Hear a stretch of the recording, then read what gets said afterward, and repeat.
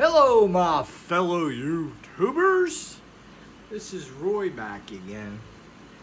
Let's go ahead and teach the younger, teach the old. Now, let's just put this out there and hopefully it'll get you going in a good direction so you can open up your exploratory adventures. You ready? So this video is going to be based on how to make a vibrating spark gap. And if you look out there for a vibrating spark gap, good luck. If you find something, send it back to me because I'd be curious. Today I got my new points in, and we'll take a look at the old ones. Now these are from 1912. And you can see these are old-timey. They are marked Ford on them, and I kind of put them in the grave, but truthfully, there's your gap, there's your gap. I'm going to save these and refurbish them and try different metals. One thing that I want to show you guys is somewhere I have melted some metal and I wanted to try different metals. And right here I melted this. This is bismuth. It's a heavy metal.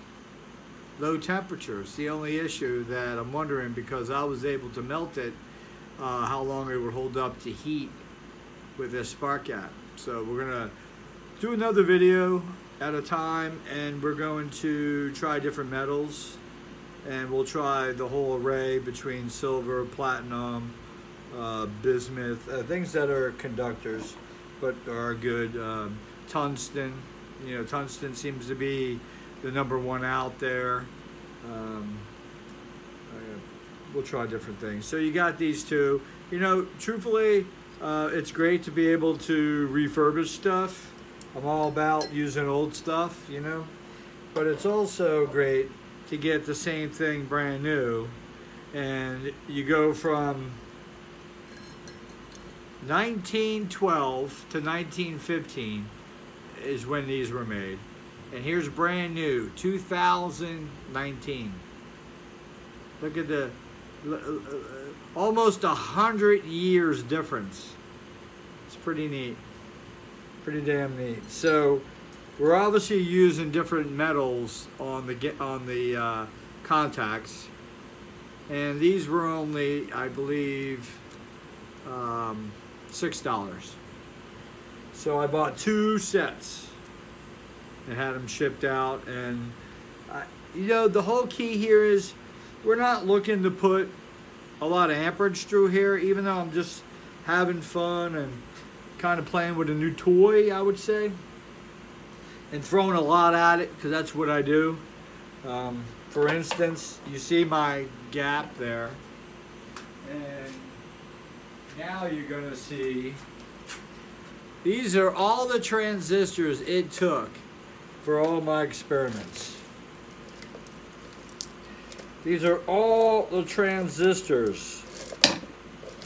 And these are the ones that I decided to start saving. The ones I threw away were weeks before I started to save them. The reason I started to save them is because the diode and these little lights on here are AC neon lights, real little ones, and there's 2 diodes, and the diodes are good, but the transistor is no good because I burned it out. These are all the Bedini.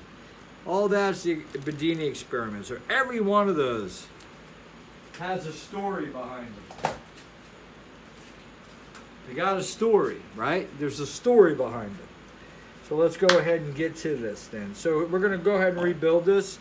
Now this broke apart and split in half on me. So what I did was right down here, it's hard to see the seam, but it split there and through the middle here. So I put glue, used some Gorilla Glue, any kind of wood glue. Then I took a nail gun and I put these pin nails through here and held it together. Now you really don't even need this. The key thing here is you need something that's a 1/4 inch to 3/8 inch, even 1/2 inch thick is fine, or 3/4, don't matter, but pretty much make a hole so your magnet or your core could have access to the front part, which I have it all apart here. So we'll build it, but you're gonna have also the 4 holes you need. So my advice to you would be, I paid $20 for this buzz box 3 years ago. Tried it in the beginning, it didn't work, set it aside. Finally, I kind of taught myself enough about how things work in the coil area, and I was always, got to give a shout out to Angel out there, got to give a shout out to EL, I got to give a shout out to Jason 1, Jason 2, I got to give a shout out to my boy Made by One Man, Scott Russell, I got to give a shout out to my boy AAA Clay, I got to give a shout out to Ryan from Abraham's Lab, who no longer is running a YouTube channel, but the best Tesla explorer and the best Tesla experimenter I have ever come across. I love him like a brother, but he doesn't know it. Anyway, and shout outs to everybody else. I always looked at Scott, the YouTube channel is Made by One Man, and him and I came across each other with the interest of Lee Scallon. His belief is that the wheel was used to chip away and carve away and cut away as far as the coring of the rock, which is pretty interesting in itself. That Ed said he had 10 different machines, so that sort of opens up that it doesn't have to be all what I think it is. And then there's part of Scott that built a tripod. If you check his videos out, go check it out. He's got a good, wholeheartedly, from the heart, I'd call it your basis theory look at how Ed built the Coral Castle. Me, I always been intrigued in the parts that the internet took over, which was Ed floated the stones and levitated, and he quoted in his writings that he knew what the Egyptians knew, and so that's an open statement. That is so open, it's hard to even get focused. It's almost like a rabbit hole of different information. Not now, not now, not now. Let's get back to building. So you got a piece of wood, make your 4 holes. You can buy this for 20 bucks, 30 bucks. You can buy one, and even if it doesn't work, you can use the components at the front, because if you go buy anything other than the points, it's expensive. You're gonna pay $100 to $200. If you just stick with the points and have the box and all itself, at least you understand how this stuff works. And that's what I'm trying to put out there to you guys, because if I get anything out of what I do and why I even post it, one is I love the attention, and the other thing is that I love that I'm learning, and the other thing is I'm meeting people outside where I would normally not people, and I'm going to call myself apolitical. I'm not left, I'm not right, I'm above it, because I'm in the middle looking down at everybody fighting, is what I'm going to say to everybody, because I have friends that I talk to across the whole country and out in the outskirts of the hemisphere here, and basically we're all the same. We all go to bed, we all worry about what our kids are eating, what we're eating, how we're keeping ourself healthy. Number one is health. Everything else is substantial to health. And the number one really is water, health, be self-sustaining. But that doesn't mean you don't have compassion. Let's leave it there. Let's build the damn thing. You ready?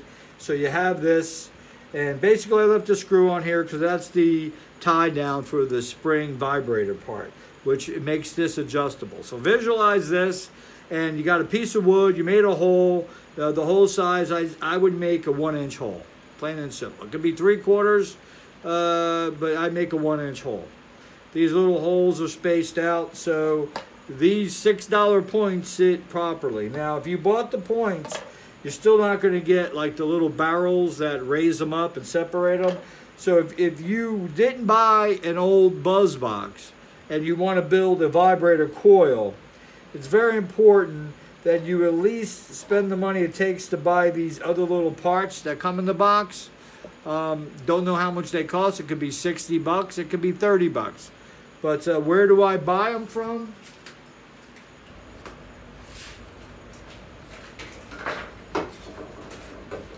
I buy them from, in US of A, the place is called Lang's Old Car Parts. It's a Model T. Here's their catalog they'll send you for free so you can look at all pictures and parts. It's beautiful. And it's the Model T. And I think the key here is to getting old-timey is going back in time. And here's a Model T catalog. And if you really dig in, go on the internet. If you're not capable of building right now, but you're interested. If you're capable of building and you're interested, get the catalog. Get the catalog anyway, especially for you readers out there that like to read and put together. Now look, today I got 2 of these, and that's the other set. These were only like $6 a piece. So let's go ahead, and what we're going to do is, first of all, we're going to start off with the inner one. And the inner one, what I want to do is set up the spring system. So I got a washer. I'm going to put a washer over the nut. There's a nut, just tying the bolt down, okay, a screw. Put the washer. Then we're going to put the spring. That spring is going to pull apart the gap. And then I'm going to put a washer again. So the spring is actually its own little cylinder. There you go. And we'll have another discussion on this, but that spring in between these 2 washers are a lot similar to a coil, a cylinder coil. And we'll get into why and how I see it, and it's the thing that I understood. It took a while, but the energy moves around the mass, and the mass itself stores and is the energy, but the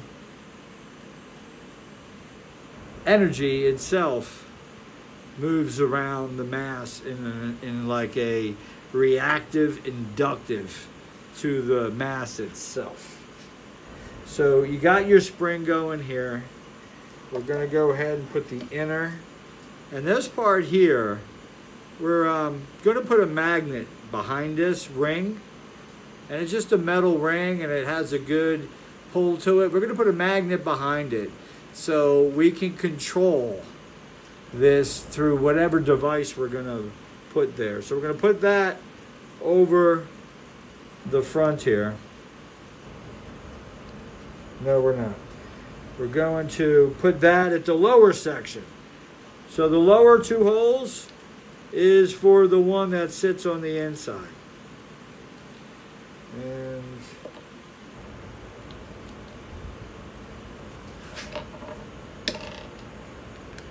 putting the bolts through the back.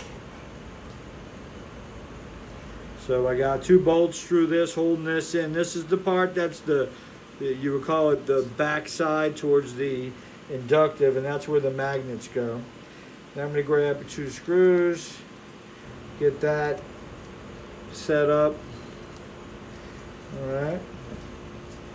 Hopefully you guys enjoy, because listen, this opens up a big world, at least in my world. I'm sure it's going to open up a lot in your own world, especially if you've been into this, or if you're just getting into this. You just jumped a bunch of grades.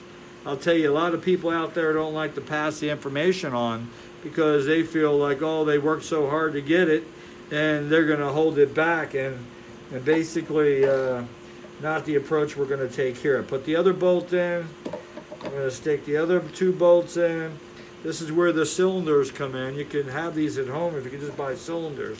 You know, you could probably buy all the parts and make them separately if you just went to Home Depot, but all right, so now we're going to put the front part of the spark gap into the 2 bolts there, and we're going to take the screws and lock that in, and put one over here and lock that in, and then here we're on the spring, right? And we're going to put the screw which makes the vibrator gap adjustable. All right, so there you go. You got your... Now, what I want to do here, just for demonstration, I kept the box that I took apart, and I threw it away twice. I went back out to the trash, because my trash only comes once a week. I went back out and grabbed it again. Because the thing is, it's a box. It holds it. So, let's put together briefly the box. So I can take this out of my hand, grab the camera, and we'll put one side on, I guess. So we're making a holder. That's why if you bought an old one, or one that works,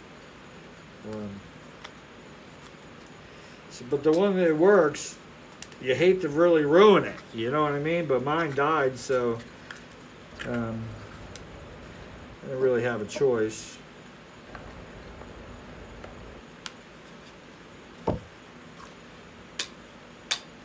It's got the tongue of groove on it. And it makes a great holder. I'm going to put the top on. There we go. So now we got a box. Got the vibrator in the front.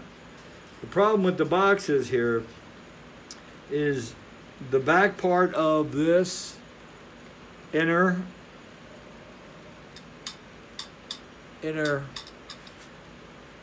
gap or inner contact is, I take a neodymium magnet and you purposely have the pole coming out that you want. Like for instance, right now, I'm really excited. Let me get you off of here. I'm really excited about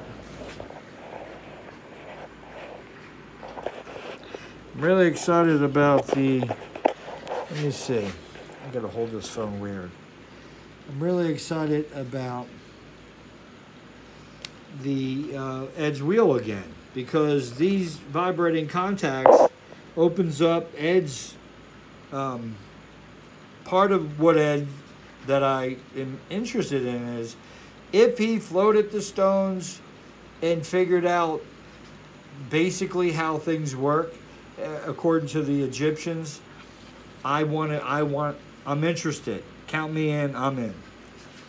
If Ed didn't, like according to my good friend Scott, made by one man, doesn't believe any of that. He's a nuclear engineer, if you can call him that. He was in the military. He's an electrician, and he worked on a nuclear ship, and he was the nuclear part. So he knew everything about the ship electrically. So having that knowledge, he sort of discounts a lot of that Mari-Jari internet stuff of floating stones because we haven't done it yet. And the fact that Ed did it, all right, prove it to me. So I'm going to stick with whether or not Ed did it or not. It's really, I don't care. But the fact that could I do it? If it's said, could it be done? And I believe anything, you can do anything. It's just the fact that you have to take where you are, where it all came from, and how you go in further with whatever is learned, especially in technology. So here, you would have to, you put the magnet in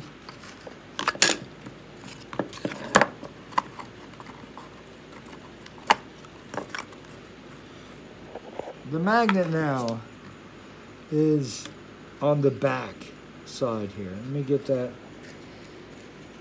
This is hard. You know why it's hard? Because I'm gonna get you guys set up. I can't hold you. I'm embarrassed.